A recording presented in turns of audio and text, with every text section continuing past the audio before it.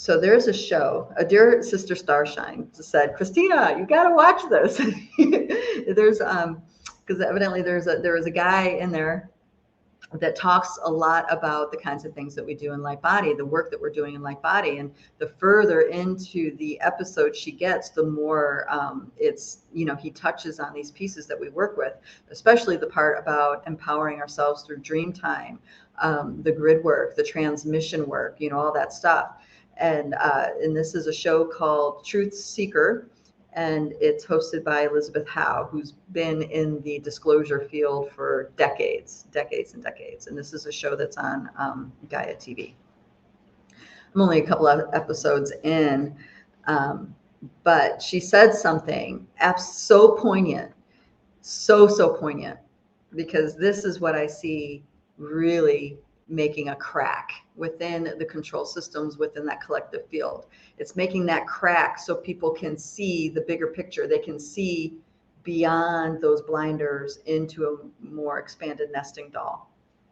And that is, he was explaining, he was talking about different ETs that they're engaged with. And there is a collective of humans that are heavily engaged in the exopolitics of the galactic and cosmic realm. Okay, they are engaging in empire, which is the power of dynamics I talk about a lot, and they're also engaging in benevolent ones that are beyond the empire control. So that's one piece, is that there are a collective of humans engaging, and it's an international effort. It's not just one nation doing it. Okay, it's not just one nation doing it.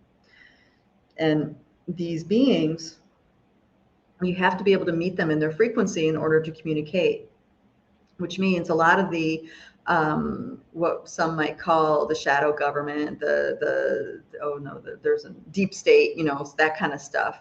That is at a particular frequency that cannot exist within the frequency of these other interdimensional ET beings that are being interacted with. So this is really good news, because this means they have to be, the ones engaging with them have to be a frequency match. They have to be able to expand themselves into that level of consciousness in order to have that kind of communication and to have that kind of help, to have them help. Okay, remember, there's no saviors here. We have to help ourselves. So quite literally, when you're getting into the exopolitics and the other humans of this planet that are engaging, they are engaging in a benevolent, with benevolent ETs, which means they're acting for the good of all. They're not acting just for personal gain. Now, there are ETs, of course, malicious ones that entice and bait our deep state, and this is our deep state. We call that, and that's what it is in the U.S., but it's an international infiltration. It's throughout the entire planet. All the governments are, all the major governments of our planet are engaged in the deep state manipulation. So they only can reach the malicious ones. They only can work with the ones that don't have human awakening and sovereignty at heart. They are manipulating timelines. They're manipulating human consciousness. They are, sucking life force. They're setting up a system to continue to feed off of the infinite life force energy that's available on this planet via humans and other species. But these benevolent ones are also getting engaged with, which means, you know what I mean, that there's a counter force. There's a force that is beyond that nesting doll of power over dynamics. There's mitigation going on, which is great. Sorry, I digressed on the story. So what he said was, he started talking about these benevolent ETs know and have gauged the human consciousness on this planet, and was saying that 80% of the humans on this planet are completely okay with the perception, with the idea, with the acknowledgement that there are ETs. We're not alone in this realm, and that there are extraterrestrial interdimensional beings interacting with us in this realm, and that they are benevolent. That's 80% of humanity is aware of that and at peace with that. Okay. But Elizabeth like cut him off right there. And she's like, but it's not real until it's on the cover of the New York Times and she named all these different news organizations. And what I saw happening there is that she inserted this program. It was subconscious. It's not real until these structures acknowledge it as real. Okay, that is an overlay program that is falling. And we can see this in the news and in what we see happening. You know, the ratings of legacy media are at an all-time low. Okay, they're at an all-time low. And that is because people are waking up and realizing that they are not being told the truth. They are not what they present themselves to be. And this is great news because the majority of humans do not accept that overlay as the real reality anymore.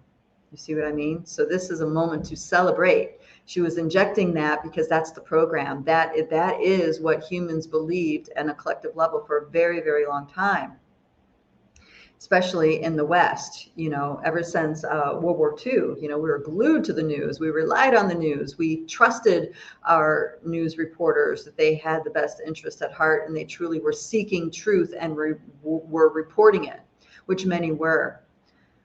But at the same time, that's been hijacked, inverted, and reversed.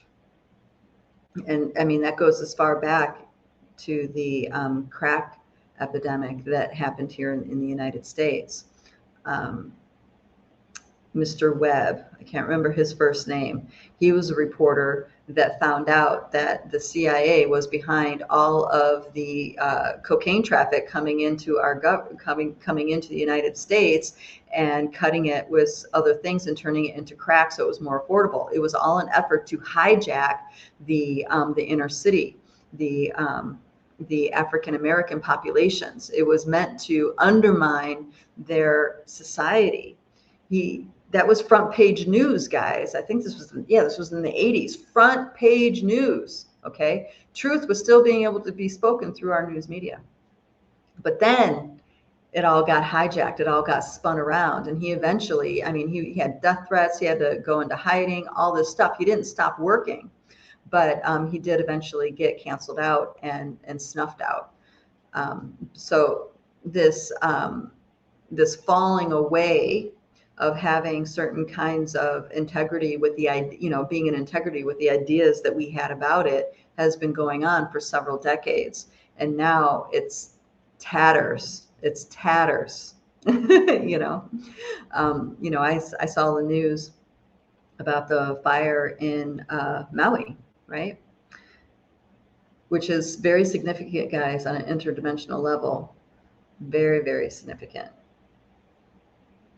And there's more to be fleshed out about that. But all in all, these data sets that I'm getting from the different sources are showing me that we're cracking open, we're cracking past some of the really big systems that have been keeping humanity shut down and clueless to what is really happening, to the true nature of our reality. Okay. This is really great news.